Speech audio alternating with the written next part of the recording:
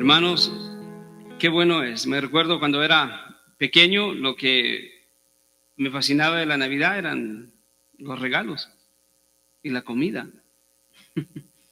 y la familia y los árboles. Y mi hijo pequeño me pregunta que cómo era la Navidad cuando era pequeño, y le cuento que no teníamos luces como esas y que le poníamos fruta, que para el final de Año Nuevo ya estaba todo pelón el árbol, ya toda la fruta no la habíamos comido. Pero eran momentos alegres de familia, y ciertamente los recuerdo con mucho, no sé, nostalgia, pero al mismo tiempo con tristeza, porque teníamos un desvío total de lo que era la Navidad. Por causa de la ignorancia, entendíamos que la Navidad era quizás una de las tradiciones más hermosas y familiares, y quizás locales, pero en realidad teníamos la incapacidad de conectar la verdadera razón de la Navidad, que era el gran concepto y la gran idea de que Dios se hizo hombre. Y eso es sorprendente. Eso cambia toda la perspectiva del entendimiento de lo que significa el nacimiento de Cristo Jesús. Y aunque las tradiciones y las celebraciones y las comidas y los regalos no son malos, nunca deberían de tomar el lugar primordial que le pertenece a Cristo, porque si nos ponemos a pensar en que la llegada de Cristo hizo posible la salvación para pecadores, entonces es el momento más importante del creyente, ¿sí? Sin la encarnación o sin la humanización de Dios, estuviéramos sin esperanza y perdidos. Y entonces hoy recordamos con alegría eso. Por eso, qué bueno es hacer de la Navidad lo que es la Navidad. Recordar que Dios se humanizó, que Dios está con nosotros, Emmanuel. Qué idea tan inmensa y gigante. Emmanuel, Dios con nosotros. El Dios creador, trascendente, es también inmanente. Él está con nosotros y en nosotros. Qué alegría verlos a todos, se ven muy, muy hermosos todos. Y vamos a abrir la palabra del Señor entonces, y vamos a meditar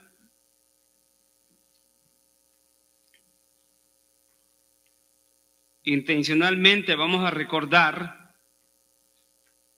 quizás no el todo de el nacimiento de Cristo, pero vamos a recordar 4 elementos del por qué Cristo se encarnó. De otra manera es decirlo así para que no haya ninguna conexión. 4 razones por las que Cristo nació. Y si usted quiere, estoy repitiendo lo mismo, estoy siendo redundante. 4 razones de por qué la Navidad es importante. Es lo mismo. Y quisiera tener la oportunidad con ustedes de abrir la palabra del Señor en el Evangelio de Juan, versículo 3. El versículo 3, perdón, capítulo 3, del versículo 1 al versículo 21. Y usted me sigue con su mirada, y vamos a ver cómo este texto nos alumbra un poco de luz acerca de la importancia de la encarnación de Cristo.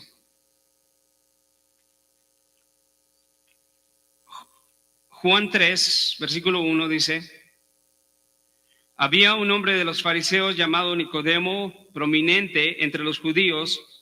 Este vino a Jesús de noche y le dijo: Rabí, sabemos que has venido de Dios como maestro, porque nadie puede hacer las señales que tú haces si Dios no está con él. Note que Jesús no le contestó lo que él preguntó.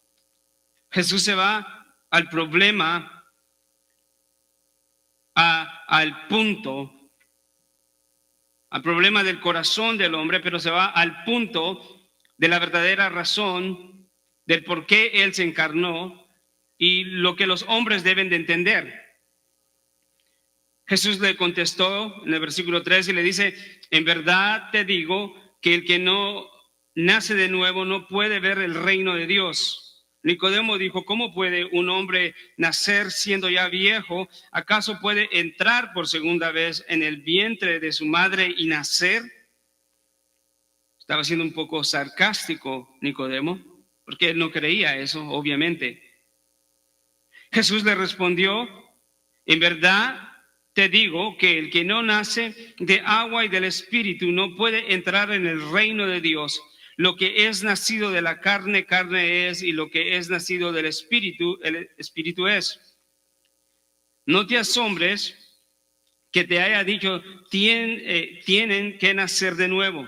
El viento sopla por donde quiere y oye su sonido, pero no sabes a dónde va, ni de dónde viene, ni a dónde va.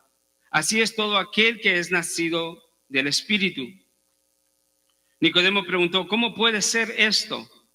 Jesús le respondió: ¿tú eres maestro de Israel y no entiendes estas cosas? En verdad te digo que hablamos lo que sabemos y damos testimonio de lo que hemos visto, pero ustedes no reciben nuestro testimonio. Si les he hablado las cosas terrenales y no creen, ¿cómo creerán si les hablo las celestiales? Nadie ha subido al cielo sino aquel que bajó del cielo, es decir, el Hijo del Hombre, el título mesiánico de Cristo. Versículo 14. Y como Moisés levantó a la serpiente en el desierto, así es necesario que sea levantado el Hijo del Hombre, para que todo aquel que cree tenga en él vida eterna. Y esta es la culminación de esa conversación, ese texto tan famoso y tan conocido por los cristianos y aún por los no creyentes. Porque de tal manera amó Dios al mundo que dio a su Hijo unigénito, para que todo aquel que en él cree no se pierda, sino que tenga vida eterna. Porque Dios no envió a su Hijo al mundo para juzgar al mundo, sino para que el mundo sea salvo por él. El que cree en él no es condenado, pero el que no cree ya ha sido condenado, porque no ha creído en el nombre del unigénito Hijo de Dios. Y este es el juicio: que la luz vino al mundo y los hombres amaron más las tinieblas que la luz, pues sus acciones eran malas. Porque todo aquel que hace lo malo odia la luz, odia a Cristo, odia a Dios, y no viene a la luz para que sus acciones no sean expuestas. Pero el que practica la verdad viene a la luz para que sus acciones sean manifestadas, que han sido hechas en Dios. Padre, te damos gracias en esta noche preciosa por la gran oportunidad de estar juntos como tu iglesia, Señor, y delante de ti, no solamente entonando cantos, Señor, hermosos acerca de tu llegada, de tu encarnación, pero juntos también, Señor, para escuchar tu palabra y para, Señor, ser recordados, Señor, acerca de lo grandioso, de lo magnífico que es, Señor, recordar tu humanización, tu encarnación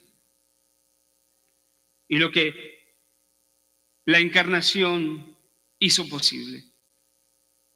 Te pedimos entendimiento, te pedimos, Señor, humildad en nuestra mente, te pedimos un corazón dispuesto, Señor. En el nombre de Jesús. Amén.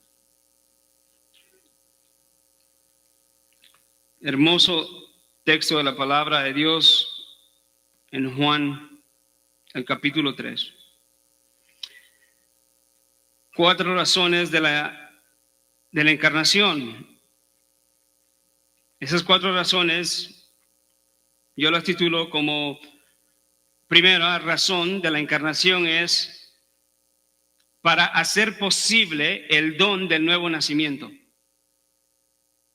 Segunda razón, para hacer posible el don del sustituto.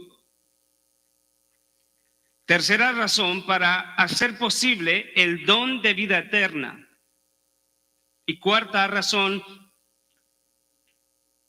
para hacer posible el don de escapar del juicio divino.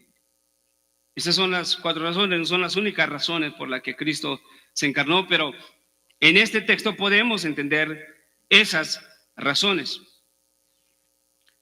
Y es importante entender eso y no olvidarlo, porque el mundo nos puede ahogar con su noción y su percepción y su práctica acerca de lo que es la encarnación o la Navidad.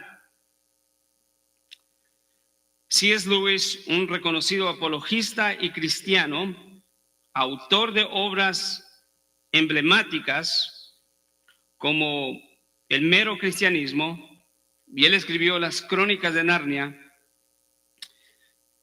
Él creció como parte de una familia creyente, pero se apartó y siendo grande regresó a la fe, y él ofreció una perspectiva profunda y reflexiva sobre la Navidad.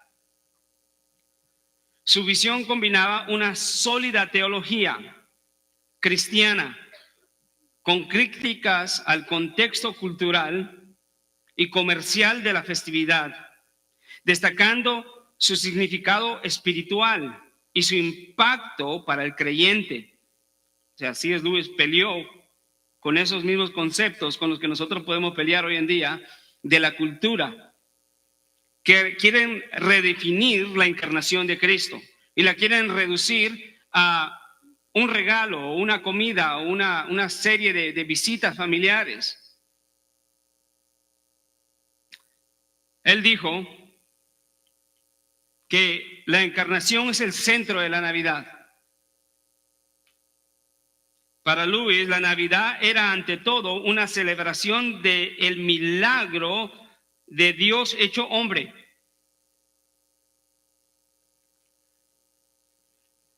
El mero cristianismo describe este evento como la intervención divina más significativa. Qué precioso es eso.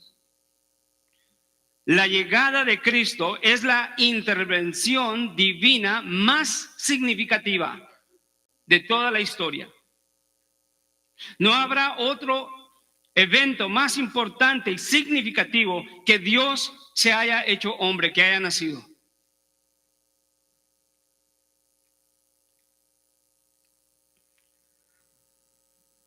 Dios, el creador del universo, dice él, haciéndose hombre en forma más humilde, este acto de amor y de humildad fue, según él, el evento que cambió la historia de la humanidad.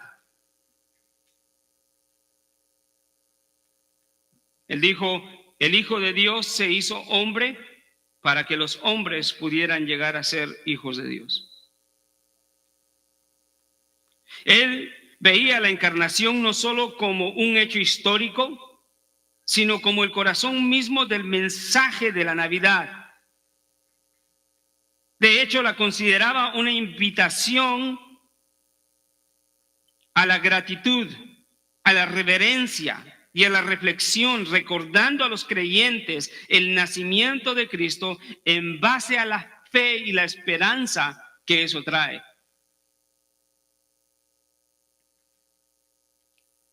Él observó con preocupación cómo el significado espiritual de la Navidad se diluía bajo el peso del comercialismo. En sus escritos denunció la Navidad comercial que comenzaba a imponerse en su época, donde el consumo desmedido y el estrés reemplazaba el propósito original de la Navidad. ¿Y no vemos eso? La gente corriendo de tienda en tienda, con un estrés porque tiene que darle un regalo a todos y quizás, bueno, si tiene los medios, de todos modos tienes que cubrir a un montón de personas. Si no tiene los medios, se ve en el estrés de que va a quedar mal porque no puede dar algo. Y la gente está enfocada en el consumismo personal. Y han olvidado el concepto de la Navidad como la intervención divina y lo han hecho una intervención comercial, consumista.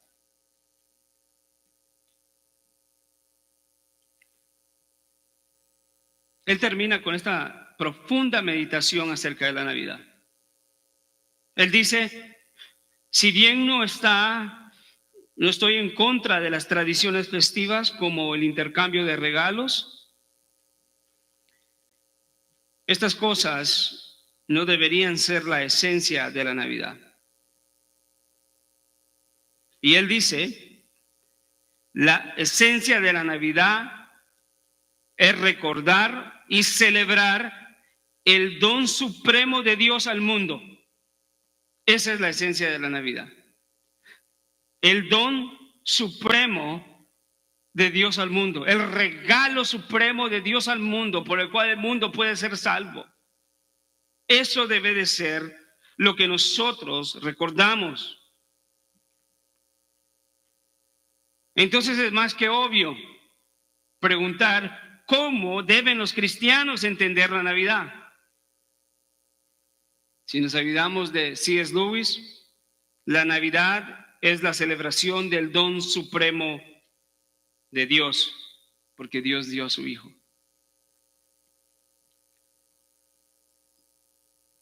Nuestro texto nos habla acerca de estas 4 razones de por qué Cristo se encarnó. Y vemos en primer lugar que Cristo se encarnó para hacer posible el don del nuevo nacimiento.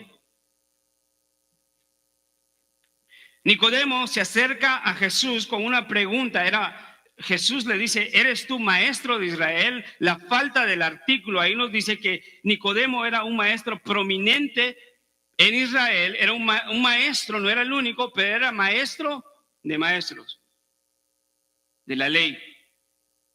Él tenía que conocer las escrituras, tenía que, de alguna manera, haber tenido el discernimiento quién era la persona que tenía enfrente. Y aunque lo que él le dijo no estaba del todo mal, no era suficiente, porque Jesús no quiere ser reconocido como un maestro, él quiere ser reconocido como Salvador y Señor. Para eso vino. Nicodemo tenía una idea equivocada, le dice, Rabí, que quiere decir maestro, sabemos que has venido de Dios como maestro, porque nadie puede hacer las señales que tú haces o que tú puedes hacer si Dios no está con él. Ciertamente Jesús era un ser único. Las obras mesiánicas, señales mesiánicas no eran comunes. Enseñaba con autoridad, sanaba,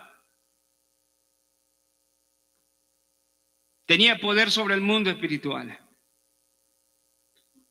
Para estos hombres que eran líderes espirituales, esto era algo tremendo, pero no estaban dispuestos a aceptarlo como Dios encarnado, como Dios entre ellos. No estaban dispuestos a aceptarlo como Emmanuel, y entonces llega con esa pregunta, sabemos que has venido de Dios. Y quizás pensó que Jesús le iba a responder, eres muy sabio, Nicodemo.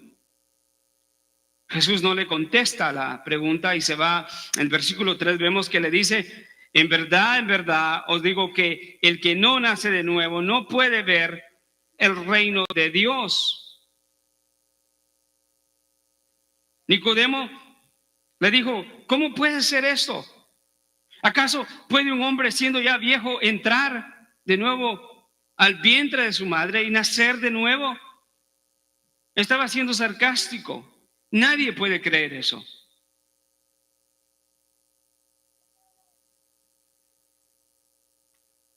Jesús le respondió con más claridad, como Él siempre tiene en su misericordia, y le dice, en verdad te digo que el que no nace de nuevo, hay un énfasis en el nacer de nuevo, de agua y del Espíritu, no puede entrar en el reino de Dios. ¿Por qué? Porque lo que es nacido de la carne, carne es, y lo que es nacido del Espíritu, Espíritu es. En otras palabras, Jesús no estaba tanto interesado en los discernimientos doctrinales o teológicos de Nicodemo, pero miró más profundo de su conocimiento sobre la ley y su posición de liderazgo y le dice, necesitas nacer de nuevo.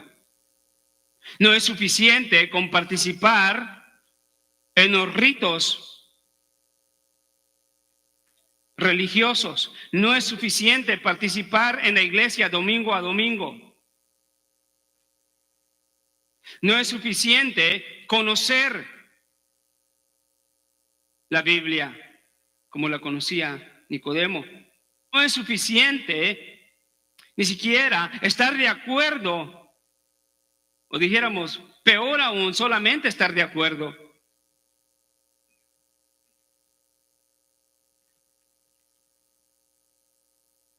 Jesús le dice, es necesario nacer de nuevo. Esa palabra nacer de nuevo tiene la idea de nacer de arriba, un nuevo nacimiento.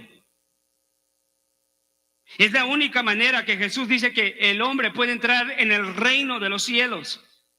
Y si no se nace de nuevo, no se puede entrar en el reino de los cielos. Entonces la conclusión es, amados hermanos, que los pecadores necesitan un nuevo nacimiento. Todo hombre necesita el nuevo nacimiento. Sin el nuevo nacimiento está perdido. Segunda de Corintios 5:17, Pablo nos recuerda, de modo que si alguno está en Cristo, nueva criatura es. El concepto de ser el nacimiento de nuevo es una nueva persona, pero no una persona carnal.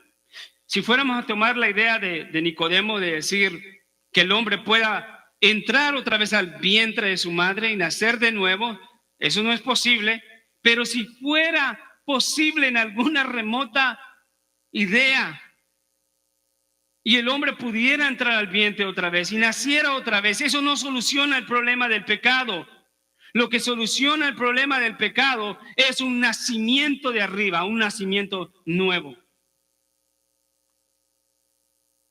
De lo contrario, el hombre está perdido, no importa cuán religioso sea. Nicodemo era religioso, era líder, era un líder importante. A tal punto que Jesús le dice, ¿tú eres maestro de Israel y no sabes esto?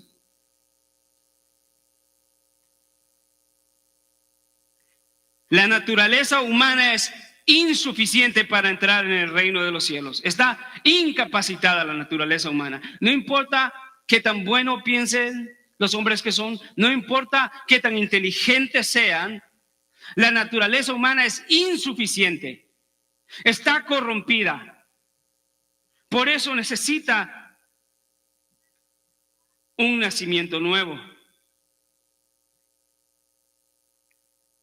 El hombre ama más el pecado, ama más el mundo, las ideas del mundo, las filosofías del mundo, las religiones fáciles, las ofertas fáciles de este mundo.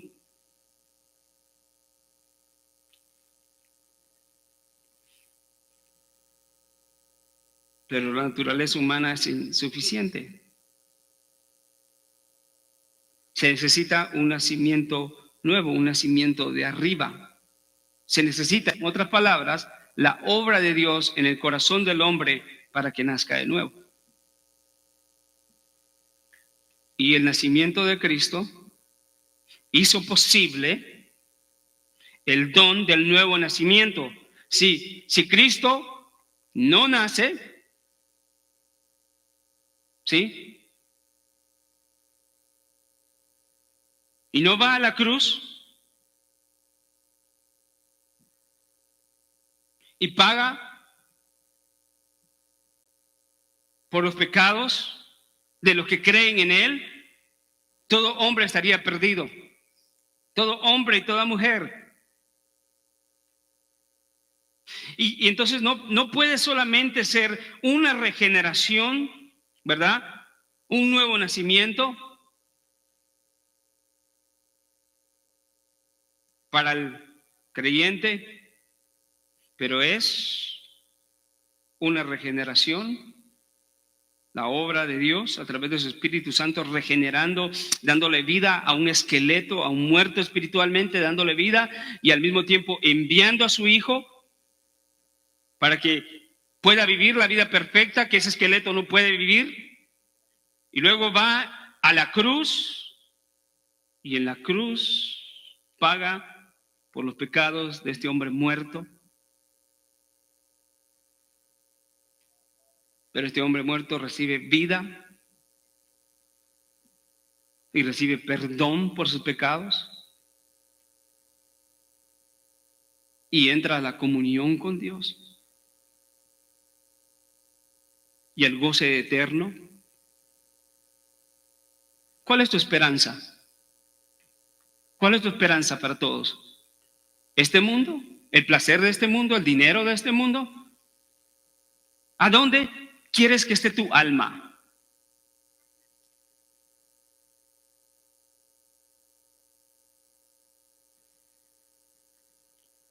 ¿En una comunión eterna?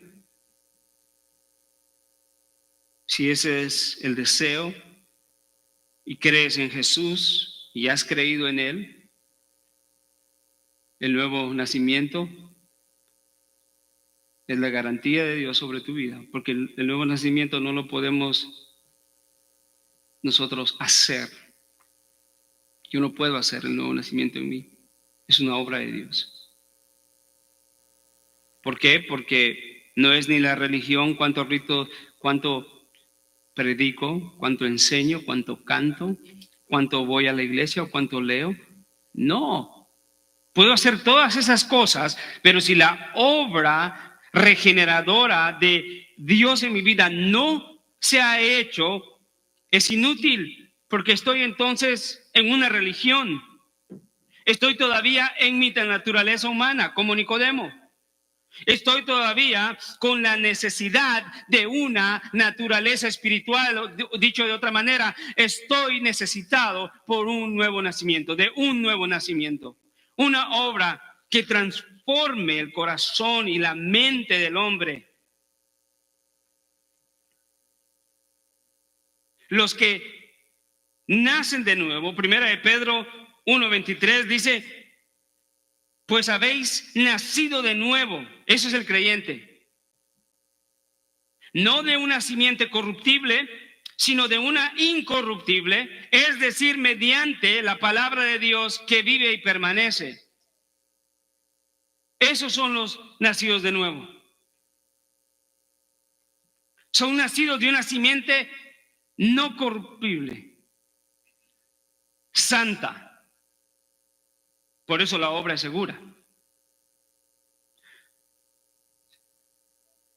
De otra manera, amados hermanos, nuestra mente tiene que trabajar y decir, Señor, yo te reconozco, pero no es solamente la mente, sino es la obra regeneradora de Dios a través de su Espíritu Santo para que yo lo haga con conocimiento. Porque puedo decir, yo voy a la iglesia, pero puedo estar apartado totalmente de lo que significa verdaderamente el cristianismo, el evangelio.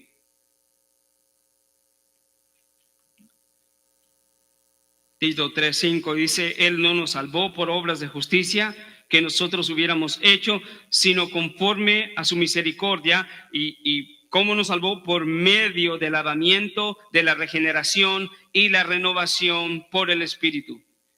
Es como un texto paralelo al nuevo nacimiento, el lavamiento y la regeneración.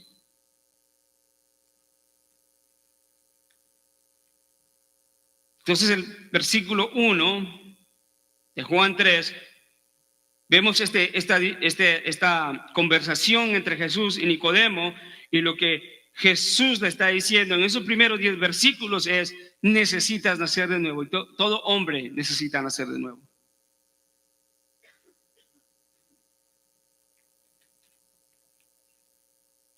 En donde quiera que hay un corazón de carne, existe la necesidad de un nuevo nacimiento. Y Jesús dice: es necesario. Esa palabra necesario quiere decir es totalmente inquebrantable, es indispensable, no hay otra manera, es necesario nacer de nuevo. Y yo quisiera traer al corazón de ustedes hoy, recordando la encarnación de Cristo. Amados hermanos, entendamos que nuestra fe y nuestro cristianismo no está basado en obras humanas, de principio a fin. Es una obra de Dios.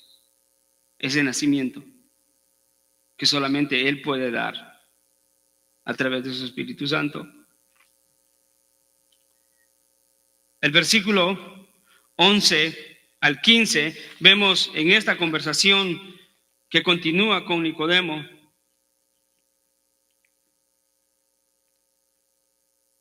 Versículo 9 dice: Nicodemo le preguntó: ¿Cómo puede ser esto? Jesús le respondió: tú eres maestro de Israel y no entiendes estas cosas. En verdad te digo que hablamos lo que sabemos y damos testimonio de lo que hemos visto, pero ustedes no reciben nuestro testimonio. Si les he dicho o les he hablado las cosas terrenales y no creen, ¿cómo creerán si les hablo las celestiales? Nadie subió al cielo sino aquel que bajó del cielo, es decir, el Hijo del Hombre que está en el cielo. Y como Moisés levantó a la serpiente en el desierto, así es necesario que sea levantado el Hijo del Hombre, para que todo aquel que en él cree tenga en él vida eterna. ¿Qué es lo que le está diciendo aquí Jesús a Nicodemo? Le está diciendo: Nicodemo, aparte del nuevo nacimiento, debes de entender de que necesitas un sustituto. Necesitas alguien que tome tu lugar, que tú eres insuficiente para presentarte delante de Dios. Y tu pregunta: ¿cómo puede ser esto? Hasta cierto punto es irrelevante, Nicodemo.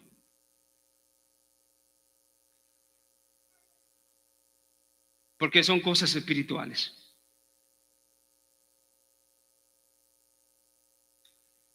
Y si les hablo las cosas terrenales y no las entienden, ¿cuánto más las espirituales? Jesús, en primer lugar, le dice a Nicodemo que lo que él está diciendo, en cierta manera, tiene que ser recibido.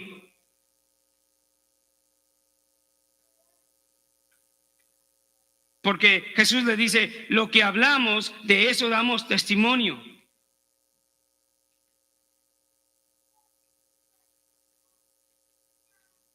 Y lo que hemos visto, pero ustedes no quieren.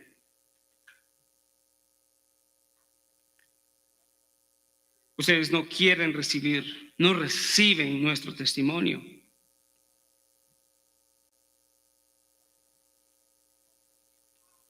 Jesús es el único que tiene autoridad para decir esas palabras.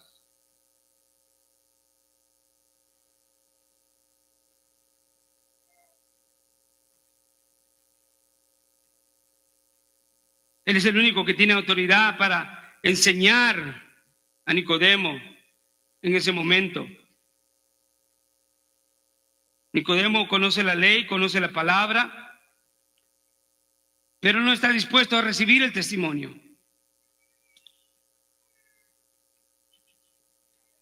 Se le hace incomprensible porque él no necesita un sustituto. En la mente de Nicodemo está: yo lo que necesito es cumplir el A, B, C, D de la ley. Lee tu Biblia, ora al Señor, atiende a la iglesia, no hagas esto, y con eso soy salvo. Qué equivocado estaba Nicodemo. Para él el concepto de un sustituto era foráneo, y mucho menos que ese sustituto fuera Dios mismo. ¿Quién puede imaginarse eso? Nadie. Tenía razón Nicodemo de pensar de esa manera, ¿no? Hermano, pensemos en 30 segundos. Meditemos la gran realidad de que Dios, en su sabia y eterna sabiduría, ordenó que su Hijo Santo, la segunda persona de la Trinidad, se hiciera hombre para ser el sustituto de hombres pecadores, viles, que no merecían otra cosa que no la condenación. Hermanos, creemos eso porque la Biblia lo enseña. De otra manera, sería una manera muy osada de pensar que Dios castigó a su Hijo en la cruz por causa de pecadores, rebeldes, inmorales, traidores, impetuosos, infieles, desleales a los padres, implacables, sin misericordia, blasfemos, avaros, idólatras, inmorales, malpensados, rencorosos, orgullosos. Por ellos dio el Padre a su Hijo en la cruz como sustituto.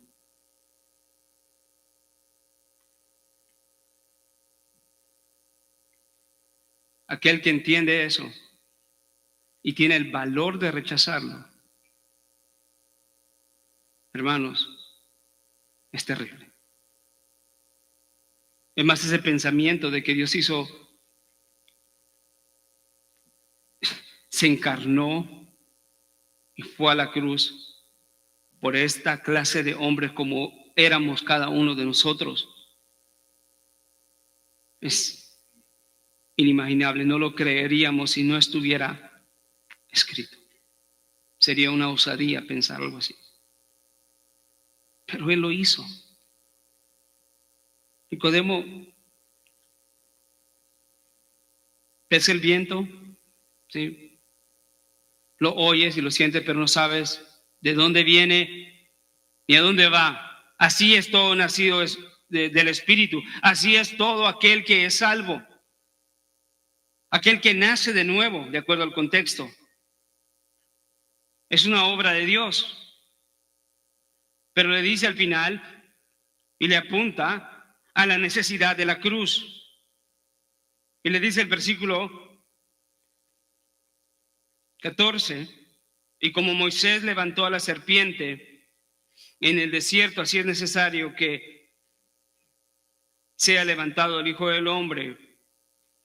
¿A qué se refiere ahí? Era a un evento en el Antiguo Testamento donde el pueblo de Israel había pecado delante de Dios, renegando porque Dios los había sacado de esclavitud. Y el Señor, en su enojo y en su ira, envía serpientes para que los muerdan, para que los piquen, y ellos morían y piden a Moisés que ore al Señor por ellos. Y el Señor le ordena a Moisés en el desierto levantar una serpiente para que todos aquellos rebeldes que vinieran y se arrepintieran y miraran a la serpiente no morirían. Eso era un tipo, ¿sí? Era un tipo, una sombra de lo que vendría, que sería el Hijo de Dios levantado en una cruz para que pagara por los pecados de su pueblo. Y ahí logró la consumación del plan eterno de Dios de tener comunión con seres pecadores, viles. Y así que todo aquel que vea la cruz, no solamente de una manera literal, sino todo aquel que ve a la cruz y ve a su Salvador y ve a su Señor, aquel que perdona sus pecados, aquel que le da el nuevo nacimiento, aquel que lo sustituye, aquel que tiene fe y confianza en Jesús. Ese es salvo. Ese es el que tiene la vida eterna, que es lo que concluye Jesús mismo. Dice, ¿para qué será levantado el Hijo del Hombre? Vea el versículo 14. Es necesario que sea levantado el Hijo del Hombre para que todo aquel que cree tenga en él vida eterna.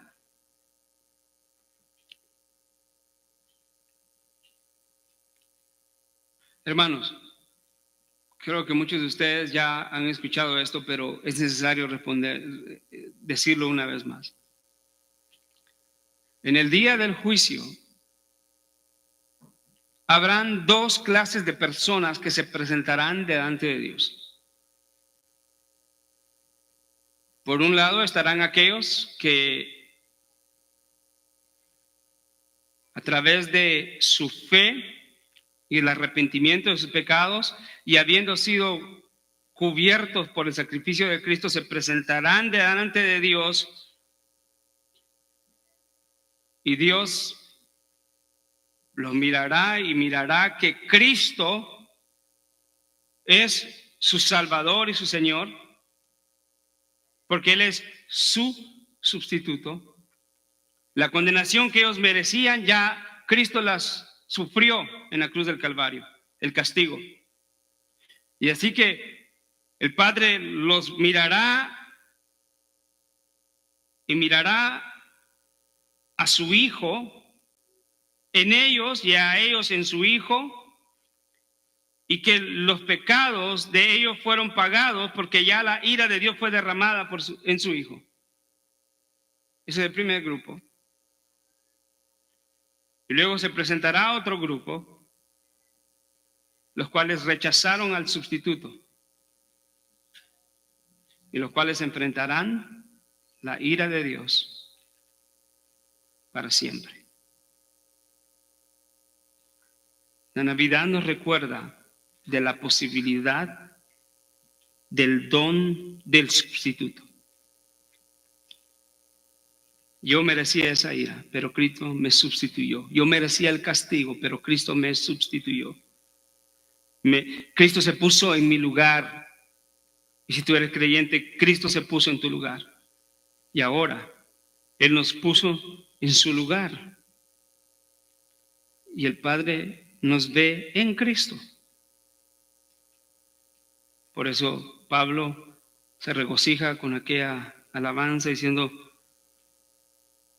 bendito sea el Dios y Padre de nuestro Señor Jesucristo, que nos ha bendecido con toda bendición espiritual en los lugares celestiales en Cristo, en quien nos escogió desde antes de la eternidad.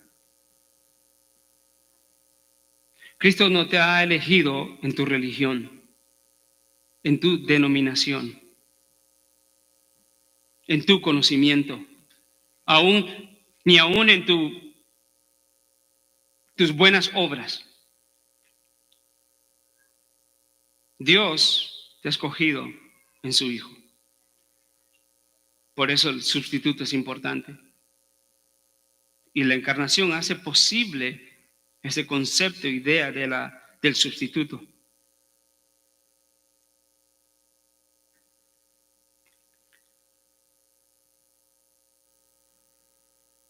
De acuerdo a Jesús, es necesario que Él muera en la cruz, que sea levantado. Entonces, la necesidad de la muerte de Jesús es por la necesidad de la vida eterna de aquellos que creen en Él.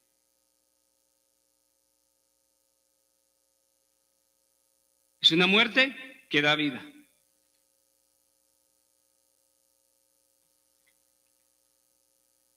Versículo 16-18. La encarnación nos recuerda que fue real para hacer posible el don de vida eterna. Todo no se acaba acá. Si todo se acaba acá, ¿por qué temer a la muerte? ¿Por qué? ¿A quienes dicen la vida es todo, después de la muerte no hay nada, y así que vamos a vivir en placer, en deleites, en desenfreno? Al fin y al cabo no hay consecuencias. Pero la Biblia no nos habla de que los seres humanos son aniquilados o pulverizados cuando mueren. La Biblia habla repetidamente acerca de la vida eterna, como también la condenación eterna. Pero la encarnación de Jesús hizo posible el don de la vida eterna, que tuvo iniciativa por el amor de Dios que hizo todo.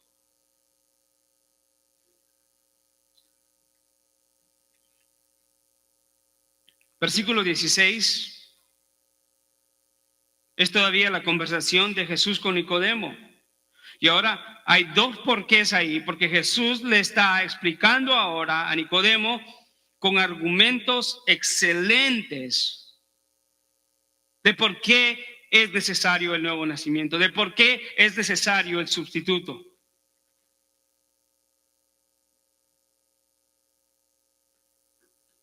Versículo 16, Jesús le dice, porque de tal manera amó Dios al mundo que dio a su Hijo unigénito.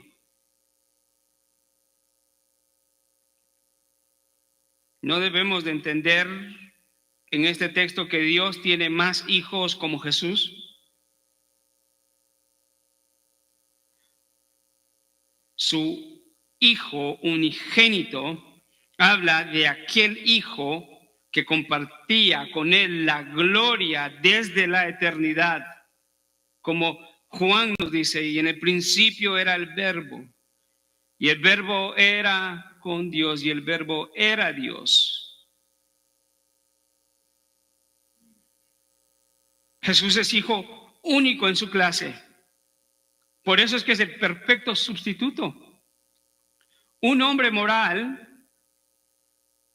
no califica para ir a la cruz y pagar por los pecados del pueblo de Dios. No importa cuánto dinero tenga, no importa qué tan inteligente sea, no importa qué piadoso sea, sigue siendo un pecador. Pero el unigénito de Dios es la segunda persona de la Trinidad, el que ha compartido comunión eterna con el Padre, no solamente eterna, pero santa, indivisible.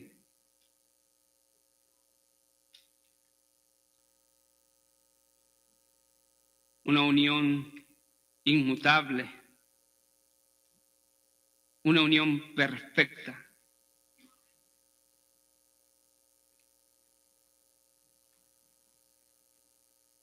A ese hijo lo envió a la cruz. ¿Para qué? Lea conmigo la parte final del versículo 16. Ahí hay una cláusula de propósito. Dice que Dios amó de tal manera al mundo que dio a su Hijo unigénito para, esa es una cláusula de propósito, para que todo aquel que en Él cree no se pierda, sino que tenga vida eterna. Entonces este texto nos recuerda que el nacimiento de Jesús, la encarnación de Jesús, hace posible directamente, desde este texto lo vemos tan claro, hace posible el don de la vida eterna. Solamente hay un requisito: creer en el nombre de Jesús. Puedes escuchar 1000 mensajes y si no crees, no recibes el don de la vida eterna.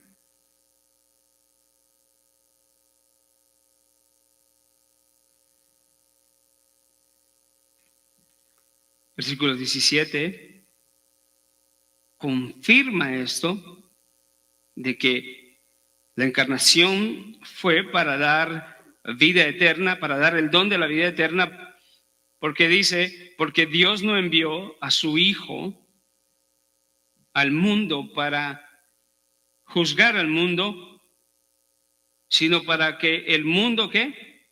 Sea salvo por él. Y salvación es vida eterna.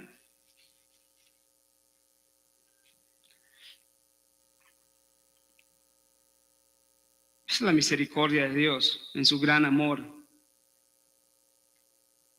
Al enviar a su Hijo, hizo posible el don de vida eterna, el regalo. No lo ganamos, no lo puedo comprar, no lo puedo conseguir por esfuerzo. Es un don, es un regalo. El nuevo nacimiento es un regalo, un don de Dios. El sustituto en la cruz es un don de Dios. La vida eterna, como conclusión de eso, es un don de Dios.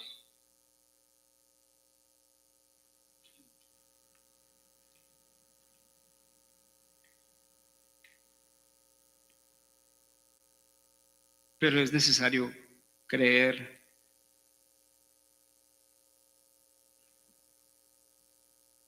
Pudiera existir la idea de que las iglesias están para compartir un mensaje de condenación cuando eso no es verdad. Las iglesias están para proclamar y predicar un mensaje de perdón. Mensaje de vida eterna en Cristo Jesús.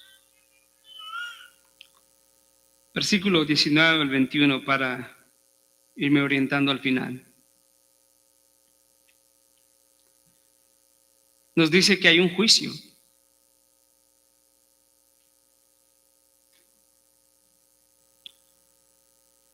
Y dice explícitamente cuál es ese juicio.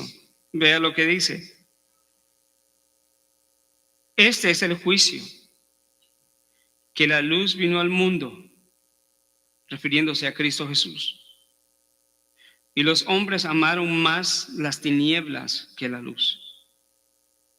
¿Por qué? Pues sus obras o sus acciones eran malas.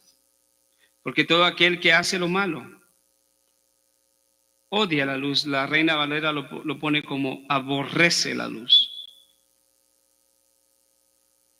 Y no viene a la luz. ¿Por qué? Para que sus obras no sean expuestas. Para que su pecado no sea expuesto. Hay un juicio entonces.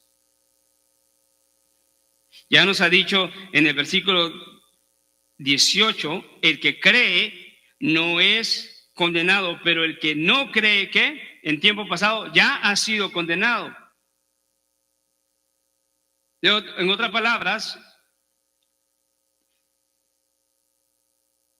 El hombre no se condena por rechazar a Jesús, sino permanece en condenación por rechazar a Jesús.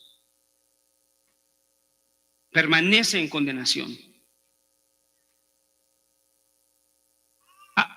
Reafirma su condenación y su enemistad con Dios. Y entonces el juicio es inminente. ¿Y cuál es el juicio? El rechazo continuo del Hijo de Dios. Alguien podría decir, pero yo no rechazo a Jesús, yo estoy de acuerdo con él. Vimos que Nicodemo podía haber estado haciendo muchas cosas buenas, pero que necesitaba el nuevo nacimiento. Si estás viviendo como un cristiano nominal, tienes que entender que necesitas escapar de ese juicio venidero y que no necesitas ser partícipe de aquellos que no vienen a la luz.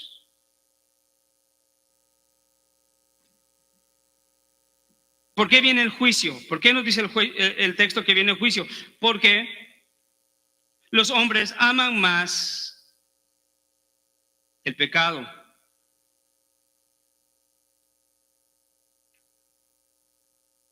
El juicio viene porque el hombre rechaza a Jesús y explícitamente nos dice porque aman las tinieblas o el pecado. En una figura de lenguaje, tinieblas igual a pecado.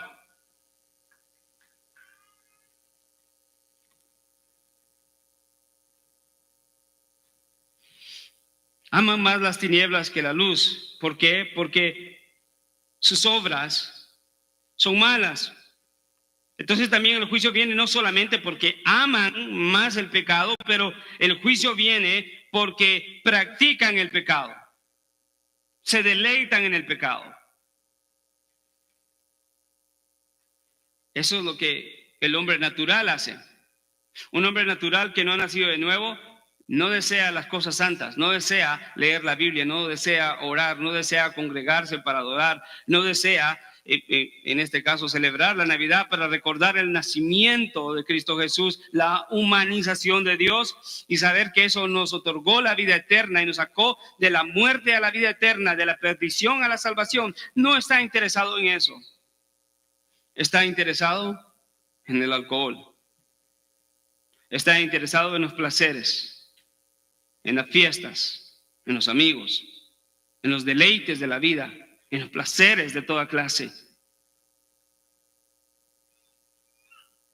El hombre es muy hábil para revertir todo lo santo que Dios nos da. Y la Navidad, el nacimiento de Jesús, es recordado por muchos de maneras perversas, ignorando que el juicio vendrá por esas razones. Pero el nacimiento de Cristo hizo posible el don para escapar del juicio venidero, del juicio divino. Qué hermoso es eso, hermano. Qué hermoso es. Gloria a Dios por su misericordia, por su gracia. Porque en su misericordia no solamente nos ha dado un nuevo nacimiento, nos ha dado un sustituto, nos ha dado la vida eterna y con eso nos ha ayudado a escapar el juicio venidero. Esa es la razón de la Navidad. Esa es la razón. Y debemos de celebrarlo con alegría, con gozo, con reverencia y con conocimiento. Deberíamos de tener un rostro de gozo supremo nosotros.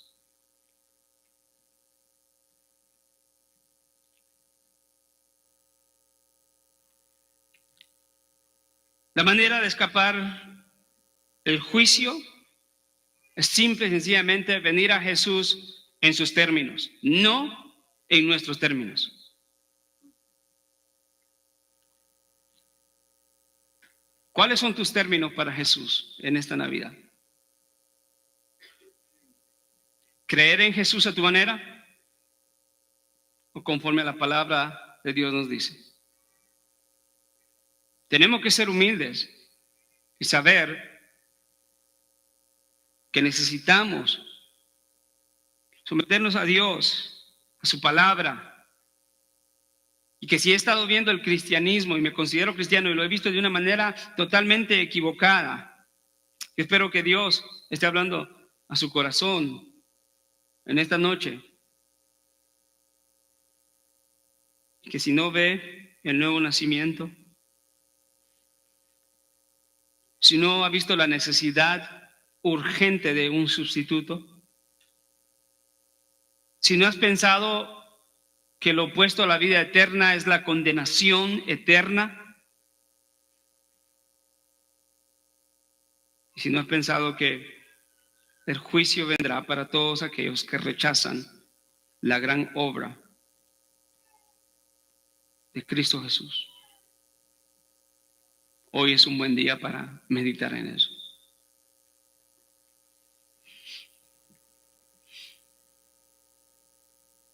Quiero aprovechar esto porque llego a estos pensamientos de conclusión. No está de más preguntarse, ¿soy verdaderamente nacido de nuevo?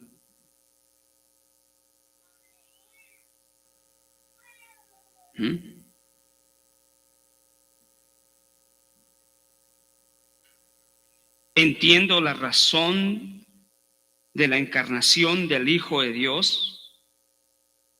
¿He creído en Jesús y me he arrepentido de mis pecados y ahora tengo actitudes que me orientan a Él y no que me alejan de Él?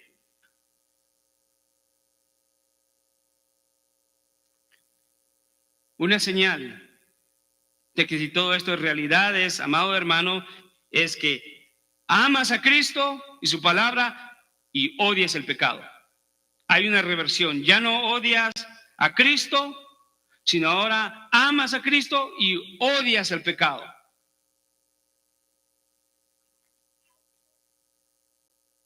Esa es una buena respuesta. Para los que estamos seguros, ¿cuánto debemos de estar agradecidos por tener esa seguridad? ¿Cuánto debemos de agradecer por el nuevo nacimiento? ¿Cuánto debemos de agradecer por nuestro glorioso sustituto, Cristo Jesús? ¿Cuánto debemos de agradecer por la vida eterna? ¿Y cuánto debemos de agradecer a Dios por habernos ayudado a escapar del pecado, del juicio venidero? Él merece toda la gloria. Él merece toda la honra. Creo que desde esa perspectiva, hoy podemos decir con conocimiento, feliz Navidad. Hoy sí lo podemos decir con fundamento. Gracias por la encarnación. Gracias, Padre. Amado Dios, te damos gracias en este día precioso que como iglesia estamos celebrando nuestro servicio de Navidad. Recordando, Señor, las razones, estas 4 razones que nos muestra el capítulo 3 de Juan acerca de la necesidad del nuevo nacimiento, acerca de la necesidad de un sustituto, la necesidad de la vida eterna para todo aquel que no cree y la necesidad de escapar del juicio venidero. Gracias porque en la encarnación has logrado eso para nosotros. Llena nuestro corazón de gozo y de alegría. Y aquel que no lo tiene, Señor, ten misericordia de él y ayúdale. Usa esta palabra para que vea estas 4 realidades que necesitan su vida. Te lo pedimos en el nombre precioso de tu Hijo amado Jesucristo. Amén y amén.